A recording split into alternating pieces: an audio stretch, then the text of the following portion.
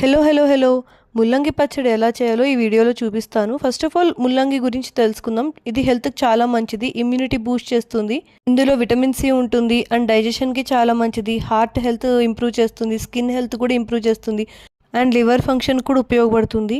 And also for bone health. ముల్లంగి మొత్తం peel off చేసేసుకుని ఇలా చిన్నగా తరగాలి.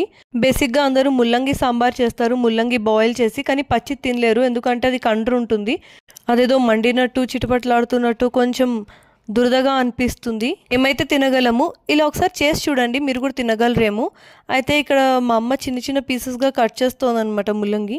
ఇంకైతే పోపు కోసం మినపప్పు, ఆవాలు, ఎండుమిరపకాయలు, ఇంగువ, కరివేపాకు ఇవి వేసుకోవాలి. సో ఫస్ట్ మిక్సీలో ఈ పోపుని కొంచెం ఉప్పు వేసుకుని గ్రైండ్ చేసి, ఆ తర్వాత ముల్లంగి ముక్కలు, కొంచెం చింతపండు గుజ్జు, ఉప్పు, పసుపు, చిటికెడు పంచదార అండ్ కొంచెం కొత్తిమీర వేసుకుని జస్ట్ అలాగా కచ్చపచ్చగా బ్లెండ్ చేయాలి. అంతే, ముల్లంగి పచ్చడి తయారు.